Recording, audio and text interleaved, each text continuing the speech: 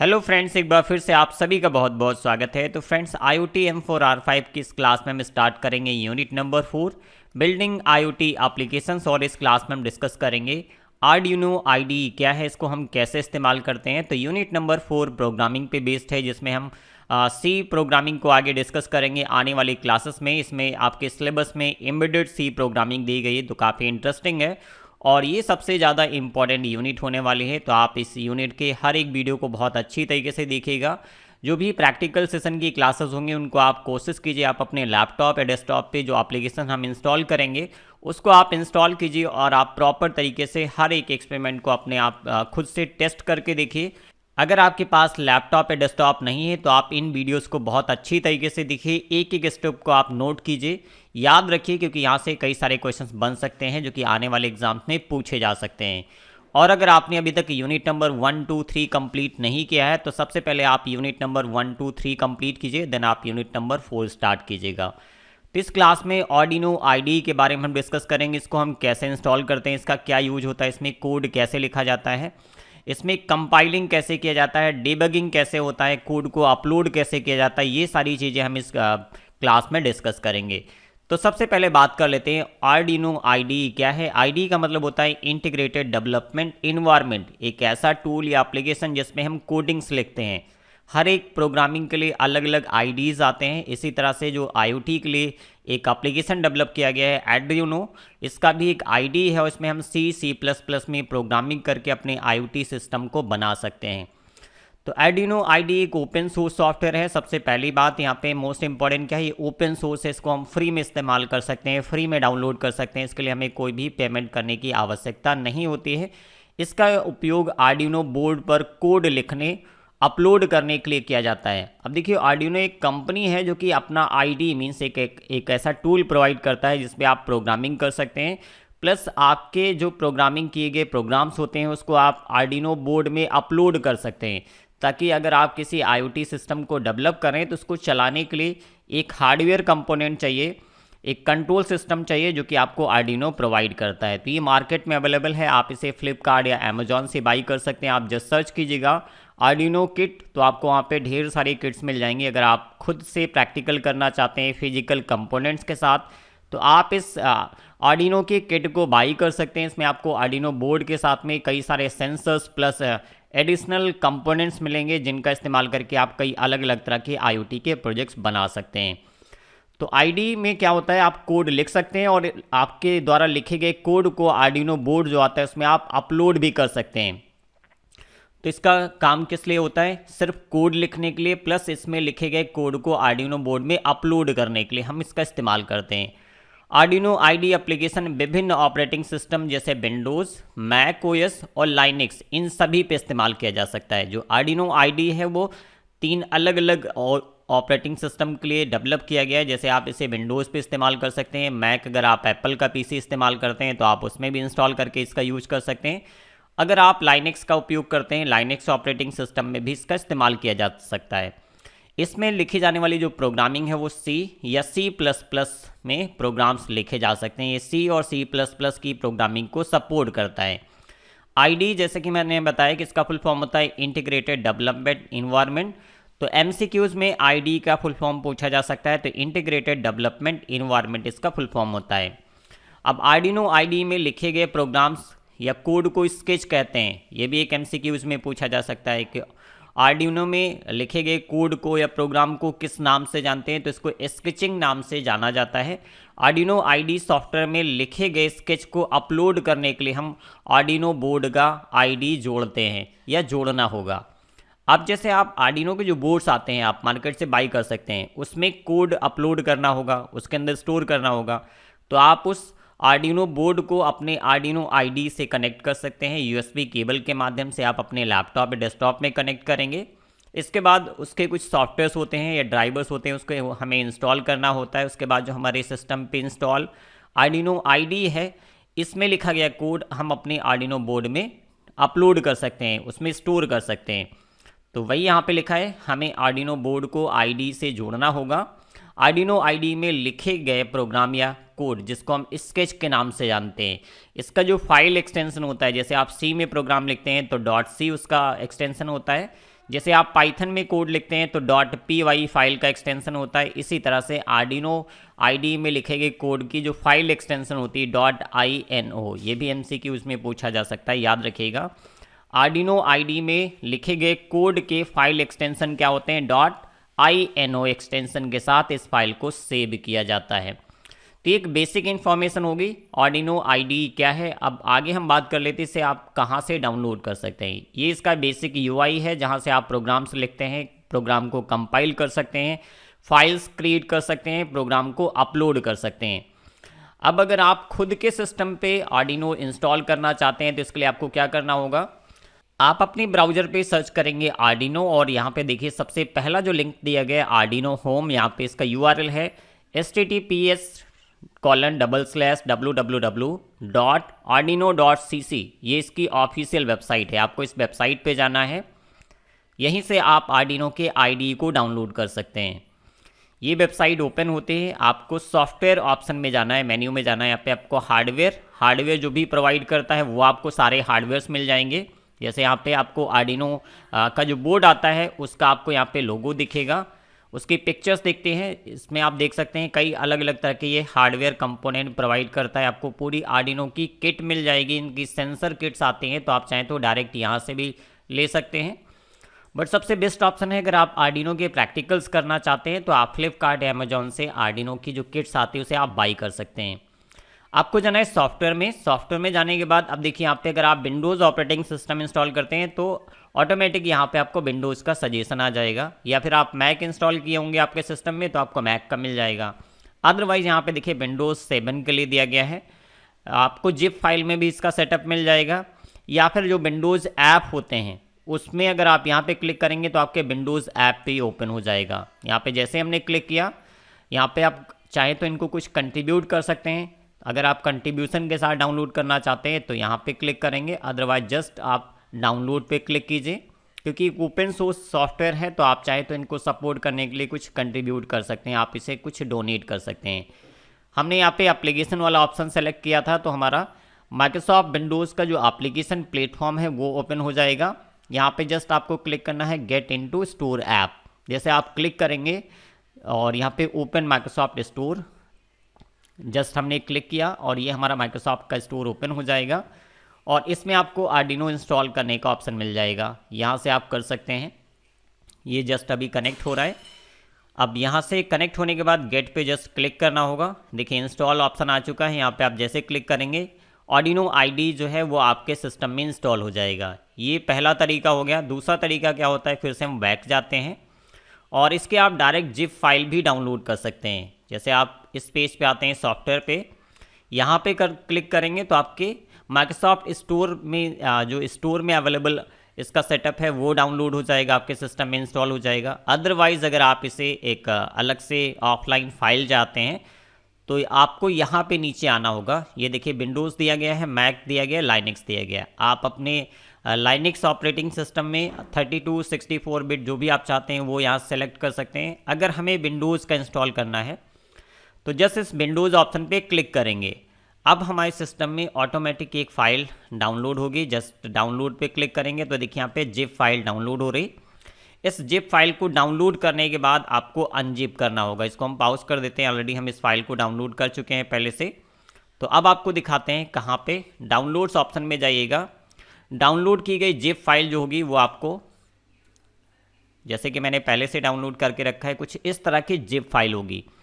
अब इस zip file को आप क्या कीजिएगा, सबसे पहले क्योंकि इसमें ढेर सारी फाइल्स होती हैं तो इसको आप किसी फोल्डर के अंदर मूव कर दीजिए। जैसे आपने ये एंड्रोइनो की एक जिप फाइल डाउनलोड की है, अब आपको इसे एक फोल्डर के अंदर डाल देना है। जैसे मैंने यहाँ पे न्यू फोल्डर में रखा है।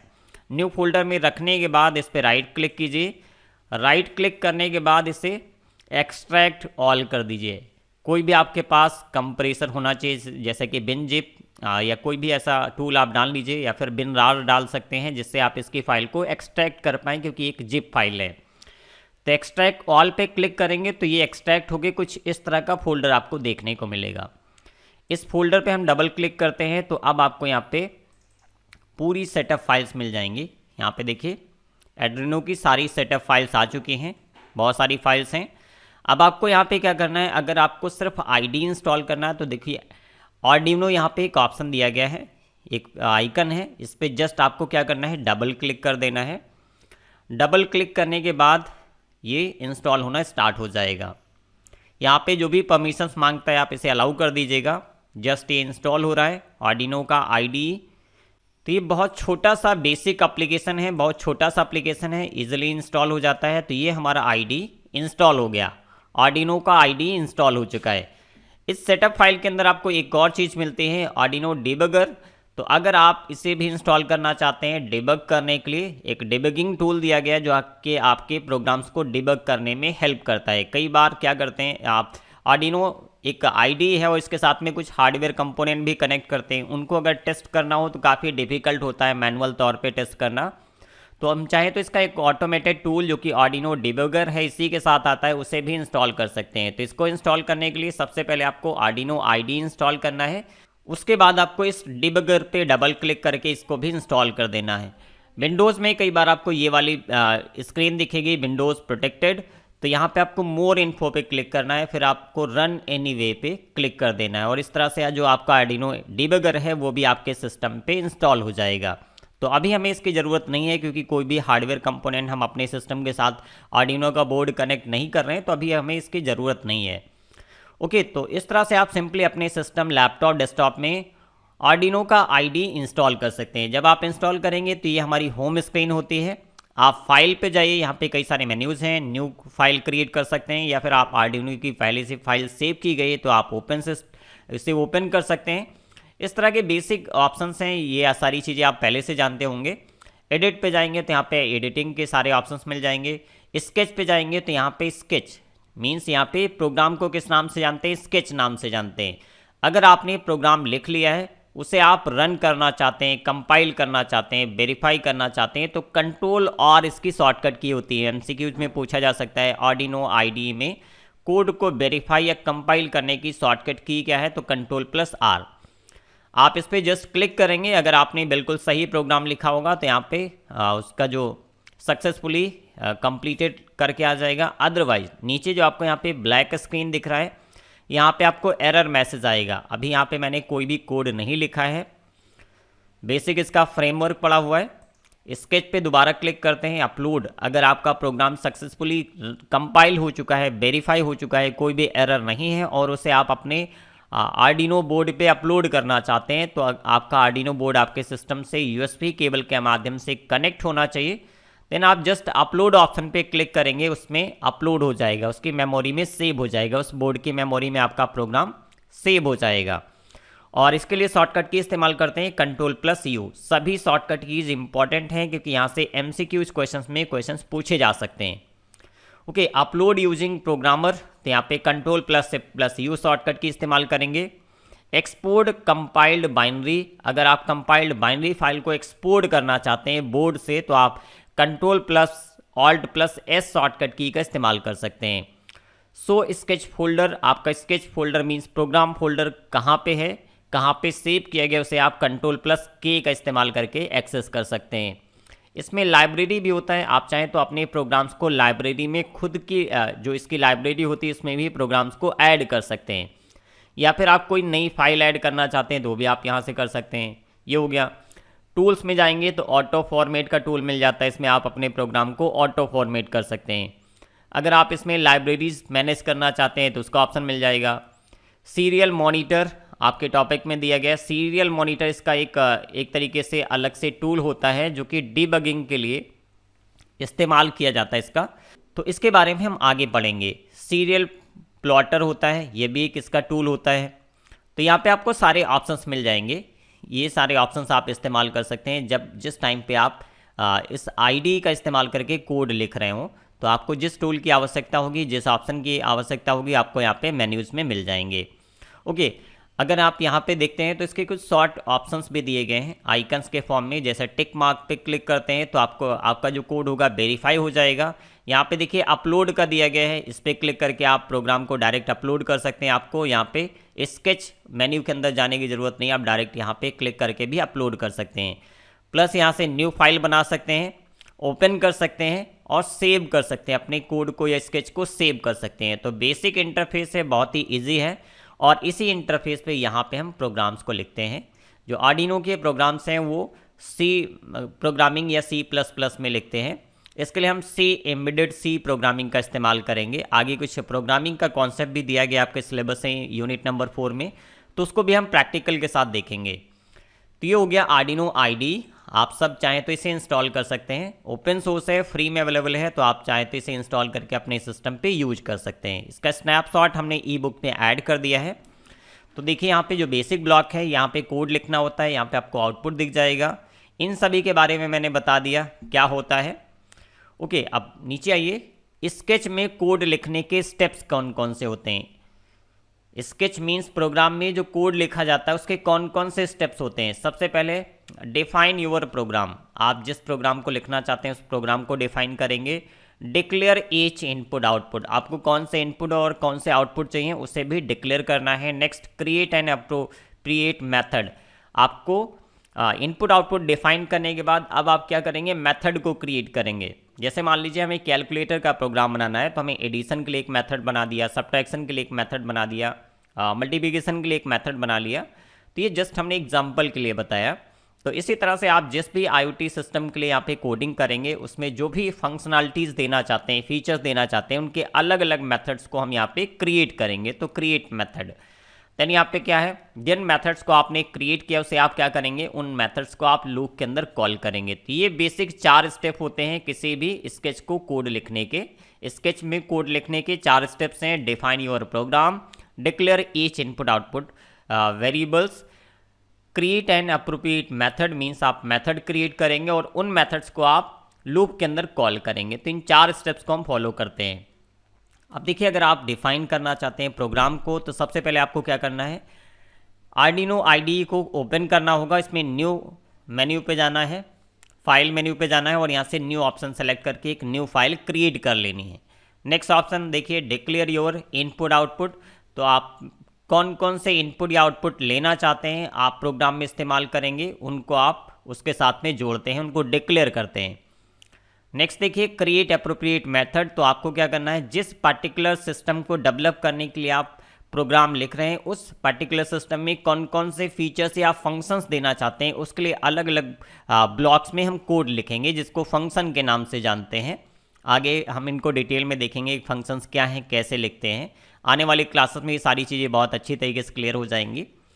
तो सबसे पहले मेथड्स को हम क्रिएट करेंगे और हमारे द्वारा क्रिएट किए गए मेथड्स को अब हमें क्या करना है, लूप के अंदर उसको कॉल करना है ताकि बार बार उनको चलाया जा सके। तो ये 4 स्टेप हैं जब भी हम कोई स्केच लिखते हैं, कोड लिखते हैं आर्डिनो में, तो इन 4 स्टेप को फॉलो करेंगे। अब नेक्स्ट ऑप्शन है, आपके द्वारा लिखे गए स्केच या कोड को कंपाइल कैसे करना है। यदि आपको अपने बोर्ड में कोड को कंपाइल या अपलोड करने का प्रयास करते समय कंपाइलर त्रुटि मिलती है, कई बार क्या होता है, कंपाइलेशन क्या होता है, कंपाइलेशन एक प्रोसेस है जो हमारे कोड में एरर को फाइंड आउट कर लेता है और अगर एरर्स नहीं है तो उसे मशीन कोड में मींस 0-1 के फॉर्म में चेंज कर देता है। कंपाइलेशन प्रोसेस होता है। तो कंपाइलेशन के समय कंपाइलर त्रुटि मिलती है, इसमें एरर्स हो सकते हैं। कौन कौन से एरर्स हो सकते हैं, सिंटैक्स एरर हो सकती है, जो प्री डिफाइंड सिंटैक्स होता है अगर आपने उसको फॉलो नहीं किया कोड लिखते समय तो एरर मैसेज आएगा। या फिर टाइप एरर हो सकती है, कई बार इंडेंटेशन में हम मिस्टेक्स करते हैं या कई बार हम स्पेलिंग मिस्टेक कर लेते हैं तो टाइप एरर हो जाएगी। या अन्य तरह की जो त्रुटियां होती हैं, एरर्स होती हैं, उनकी जांच करता है कंपाइलेशन प्रोसेस। और सही सिंटैक्स का उपयोग करने का महत्वपूर्ण है। अगर आप कोई भी प्रोग्राम लिख रहे हैं तो उसका प्रॉपर जो प्री डिफाइंड सिंटैक्स है उसको हमें हमेशा यूज करना चाहिए। जब कंपाइलेशन विफल या फेल हो जाता है तो IDE आपको इसके निचले हिस्से में त्रुटि मीन्स एरर के साथ मैसेज प्रस्तुत करेगा। जैसे कि मैंने बताया कि इसमें एक नीचे आपको एरर मैसेज शो करता है, या अगर आपका सक्सेसफुली प्रोग्राम ये स्केच कंपाइल होता है तो उससे रिलेटेड भी आपको मैसेज मिलता है। इससे आप समझ सकते हैं कि आपके प्रोग्राम में कोई एरर है या फिर हमारा जो प्रोग्राम है वो सक्सेसफुली कंपाइल हो चुका है। इसकी इन्फॉर्मेशन कहाँ पे मिलती है, IDE के सबसे निचले हिस्से में आता है। हालांकि जो आर्डिनो का IDE होता है इसमें जो एरर मैसेज होती हैं वो बहुत ही लिमिटेड इंफॉर्मेशन के साथ में आपको दिखता है। इस वजह से कई बार हमें खुद से एरर फाइंड आउट करने की कोशिश करनी होती है। कई बार हम खुद से एरर फाइंड आउट करते हैं क्योंकि इसमें आपको बहुत ही लिमिटेड विवरण, उसमें विवरण में सीमित है, इसलिए हमेशा बहुत उपयोगी नहीं होता है जो एरर मैसेज आपको यहाँ पे दिखते हैं नीचे वाले भाग में। यदि आप समझते हैं कि त्रुटि संदेश का अर्थ है तो उस समस्या को ठीक करने का प्रयास करें। अगर आपको एरर मैसेज समझ में आता है कि ये किससे रिलेटेड एरर मैसेज है, कहाँ पे एरर हो सकती है, ये कौन से एरर है, तो उसको आप सबसे पहले करेक्ट कर दीजिए, फिर आप इसे कंपाइल करें। या आर्डिनो समस्या निवारण का एक सुविधाजनक रूप है, ये सबसे आसान तरीका है। अगर कोई भी एरर है तो उसे आप कोशिश कीजिए फाइंड आउट करने की, देन उसे आप करेक्ट कीजिए, फिर आप अपने प्रोग्राम को रिकम्पाइल कीजिए। ओके, अब कौन कौन से एरर मैसेज हो सकते हैं या कौन कौन से टाइप के एरर्स हो सकते हैं आपके प्रोग्राम में। सबसे पहले कई बार हम प्रोग्राम लिखते समय ये सेमी कॉलन जो होता है उसको भूल जाते हैं लगाना, सेमी कॉलन लगाना भूल जाते हैं। सेमी कॉलन क्या होता है, एक लाइन टर्मिनेटर होता है, कई बार हम इसको मिस कर देते हैं। हमने प्रोग्राम लिखा, एक लाइन कंप्लीट की, लास्ट में हमें सेमी कॉलन लगाना था, भूल गए, तो एक तो ये एरर का रीजन हो सकता है। या फिर यहाँ पे जो पैरेंथेसिस होते हैं, ये कई बार हम क्या करते हैं, अगर मल्टीपल पैरेंथेसिस हैं तो हमने 2 ओपन किया, 1 क्लोज किया, जबकि यहाँ पे 2 क्लोज होने चाहिए, जितने ओपन होंगे उतने क्लोज होंगे, तो ये भी कई बार हम गलती करते हैं, तो ये एक एरर का रीज़न हो सकता है। अगला है टाइपो, कई बार हम स्पेलिंग मिस्टेक करते हैं या फिर इंडेंटेशन में मिस्टेक्स होती है, तो उसको भी हमें करेक्ट करना चाहिए, उसको चेक करना चाहिए। अनडिफाइंड वेरिएबल एंड फंक्शंस, कई बार हम कुछ वेरिएबल्स का इस्तेमाल करना स्टार्ट कर देते हैं बट उनको हमने डिफाइन नहीं किया है। इसी तरह से कई बार हम कुछ अनडिफाइंड फंक्शंस को भी यूज करना स्टार्ट कर देते हैं जिनको पहले डिफाइन नहीं किया गया है। तो ये एरर्स के टाइप्स हो सकते हैं आपके एरर में, आपके प्रोग्राम में या जो स्केच होता है उसमें पॉसिबिलिटीज़ हैं कि या तो सेमी कॉलन या पैरेंथेसिस या अनडिफाइंड वेरिएबल या फंक्शंस के एरर्स आपके सिस्टम में हो सकते हैं, कोड में हो सकते हैं, तो आपको उसे फाइंड आउट कर लेना है। नेक्स्ट है कोड डिबगिंग। अब कोड डिबगिंग का सबसे बेस्ट तरीका क्या है, डिबगिंग का मतलब होता है अपने प्रोग्राम या स्केच में गलतियों को ढूंढना। देखिए यहाँ पे मैंने लिखा है बहुत ही सिंपल लाइन में, बहुत ही सिंपल सेंटेक्स में आपको पूरी इस ई बुक के अंदर कंटेंट मिलने वाला है। कोड डिबगिंग का मुख्य उद्देश्य कोड लिखने में की गई गलतियों को ढूंढना। डिबगिंग क्या होता है, आपके कोड में लिखी गई आपके कोड में जो गलतियां होती हैं उसको फाइंड आउट करने की प्रक्रिया या प्रोसेस को हम क्या कहते हैं, डिबगिंग के नाम से जानते हैं। उसे सही करना, ढूंढना और उसे सही करना क्या होता है, डिबगिंग। आप अपना खुद का आर्डिनो कोड लिखते समय कई बुनियादी नियमों का पालन करना चाहिए, जैसे कि मैंने ऊपर बताया। नीचे दिए गए निर्देशों का पालन करें। यदि आपको बाद में इसे डिबग करने की आवश्यकता होती है तो इसे डिबग करना आसान होगा अगर आप नीचे दिए गए जो ऑप्शंस हैं, जो यहाँ पे सजेशंस दिए गए हैं या स्टेप्स दिए गए, इनको अगर आप फॉलो करेंगे तो आपको अपने कोड को डिबग करना बहुत ईजी हो जाएगा, आसान हो जाएगा। चलिए एक एक करके देख लेते हैं। सबसे पहली बात, कोड छोटे छोटे टुकड़ों में लिखें। सबसे पहले कोशिश कीजिए जो कोड लिख रहे हैं वो छोटा हो, और अगर बहुत बड़ा कोड है तो उसे हमें क्या करना चाहिए, छोटे छोटे टुकड़ों में उसे तोड़ देना चाहिए ताकि एरर्स को फाइंड आउट करना इजी हो जाए। नेक्स्ट है, वेरिएबल्स और फंक्शंस के लिए सार्थक नाम का प्रदान करें। अगर आप अपने प्रोग्राम में कहीं पे वेरिएबल का इस्तेमाल कर रहे हैं तो वेरिएबल का प्रॉपर नाम दीजिए ताकि उस वेरिएबल को नाम से जाना जा सके कि इसमें किस टाइप की वैल्यू स्टोर की जानी है। और अगर आप कोई फंक्शन इस्तेमाल करते हैं तो फंक्शन को भी प्रॉपर ऐसा नाम दीजिए ताकि कोई भी उसे देखते ही पहचान जाए कि ये किससे रिलेटेड फंक्शन है, ये क्या काम के लिए इस्तेमाल किया गया है, किस लिए इसको विकसित किया गया, बनाया गया है। तो 2 चीज़ें आपको याद रखनी है। फंक्शन का प्रयोग करें, ज़्यादा से ज़्यादा कोशिश कीजिए कि आप अपने प्रोग्राम में फंक्शंस को डालें। फंक्शन से क्या होता है कि हमारे लाइन्स ऑफ कोड कम हो जाते हैं। कई बार सेम लाइन ऑफ स्टेटमेंट हमें बार बार लिखनी पड़ती हैं। अगर उनसे हम बचना चाहते हैं तो हम क्या करेंगे, उन लाइंस का एक फंक्शन क्रिएट कर देंगे और जब भी उस तरीके के स्टेटमेंट की हमें ज़रूरत पड़ेगी उस फंक्शन को हम कॉल कर लेते हैं। तो इससे प्रोग्राम की कॉम्प्लेक्सिटी कम हो जाएगी, प्रोग्राम हमारा छोटा हो जाएगा। और अगर आपको उसमें कुछ मॉडिफिकेशन करने की ज़रूरत है तो आप जस्ट क्या करेंगे, फंक्शंस के कोड में चेंज करेंगे और जहाँ भी उस फंक्शन को कॉल किया गया ऑटोमेटिक चेंजेस हो जाएंगे। अगर आप ऐसा नहीं करते हैं तो आप जहाँ जहाँ उन स्टेटमेंट्स को लिखते हैं अपने प्रोग्राम में, सभी जगह जाके आपको मैनुअली चेंजेस करने पड़ते हैं। नेक्स्ट पॉइंट देखिए, संख्याओं के बजाय कॉन्स्टेंट्स का प्रयोग करें। कई बार नंबर्स हम डायरेक्ट ले लेते हैं और कॉन्स्टेंट यूज नहीं करते हैं, तो हमें जो प्रॉपर आउटपुट मिलना चाहिए वो नहीं मिलता है। तो कोशिश करना चाहिए कि हम कांस्टेंट वैल्यूज़ का इस्तेमाल करें। भविष्य के संदर्भ के लिए कोड विकल्पों की व्याख्या करने के लिए कमेंट्स लिखें। और दूसरा सबसे इम्पॉर्टेंट पॉइंट क्या है, जब भी आप किसी भी लाइन को लिखते हैं कोड में, कोशिश कीजिए उससे रिलेटेड आप कमेंट्स को ऐड कीजिए, ताकि अगर उस कोड को कोई दूसरा यूज करता है या उसमें कुछ डिबगिंग या उसमें एरर फाइंड आउट करता है या कुछ मॉडिफिकेशंस करता है, तो हर लाइन का कमेंट अगर लिखा होगा तो उसे कोड समझने में इजी रहेगा, आसानी से वो कोड को समझ सकता है। इवन अगर आप खुद अपने प्रोग्राम को दोबारा से देखते हैं कई दिनों बाद, तो उसके लाइंस या स्टेटमेंट्स को आप भूल सकते हैं। अगर आपने प्रॉपर तरीके से कमेंट लिखा हुआ है तो हर लाइन को आप आसानी से समझ पाएंगे कौन सी लाइन किस लिए इस्तेमाल की गई और इसको क्यों लिखा गया था। तो ये भी इम्पॉर्टेंट पॉइंट है। अगला देखिए, सुनिश्चित करें कि आपके कोड में उचित इंडेंटेशन मीन्स प्रॉपर दूरी और इंडेंटेशन होना चाहिए, हर समय पढ़ने योग्य रहता है। अगर आपने प्रॉपर इंडेंटेशन किया हुआ है तो आपका कोड प्रॉपर तरीके से रीड करने में आएगा, समझने में आएगा और एरर फाइंड आउट करने में भी आपको ईजी रहेगा। प्लस यहाँ पे जो स्केच कोड होता है उसमें इंडेंटेशन के लिए आप शॉर्टकट की ऑल्ट टी का इस्तेमाल कर सकते हैं इंडेंटेशन के लिए। तो ये कुछ इंपॉर्टेंट पॉइंट्स हैं जिनको आप हमेशा कोड लिखते समय आपको याद रखना चाहिए। Upload file to Arduino board, अगर आपका कोड सक्सेसफुली कंपाइल हो चुका है और आप इसे अपने आर्डिनो बोर्ड पे स्टोर करना चाहते हैं, अपलोड करना चाहते हैं, तो उसके लिए आपको क्या करना होगा, सबसे पहले आपके सिस्टम पे आर्डिनो आईडी इंस्टॉल होना चाहिए। उसके बाद आपको क्या करना है, कोड को लिखना है। कोड लिखने के बाद अब आपको अपने बोर्ड को अपने सिस्टम से कनेक्ट करना होगा यूएसबी केबल के माध्यम से। जो आर्डिनो बोर्ड आता है उसे एक हार्डवेयर कंपोनेंट है, उसको यूएसबी केबल के माध्यम से अपने लैपटॉप या डेस्कटॉप से कनेक्ट करना होगा। तो यहाँ पे मैंने कुछ बेसिक स्टेप्स दे दिए हैं, जैसे आर्डिनो बोर्ड प्राप्त करें, आप उसे खरीद लें, आपको जो भी चाहिए, कई अलग अलग मॉडल्स में आते हैं, आप उसमें जो भी रिक्वायरमेंट है उसके हिसाब से आर्डिनो बोर्ड आप बाई कर सकते हैं मार्केट से। फिर आर्डिनो इन्वायरमेंट डाउनलोड करें, जो इसका इन्वायरमेंट है उसे डाउनलोड करना है। फिर इन्वायरमेंट मीन्स जो हमने आईडी अभी इंस्टॉल किया है यही इसका इन्वायरमेंट है, उसे डाउनलोड करें। फिर आपको अपने बोर्ड को यूएसबी ड्राइवर इंस्टॉल करना होगा, जो बोर्ड के यूएसबी ड्राइवर्स हैं उसके साथ में जब आप बोर्ड बाई करते हैं तो उसके ड्राइवर सीडी मिलते हैं, आप उसके थ्रू इंस्टॉल कर सकते हैं इसके ड्राइवर को, या फिर आप चाहें तो इसकी वेबसाइट पे भी ड्राइवर्स दिए रहते हैं। जो भी मॉडल का आपने बोर्ड परचेज किया है आर्डिनो का, उसके ड्राइवर को डाउनलोड कीजिए और फिर आप उसे सबसे पहले इंस्टॉल कर दीजिए।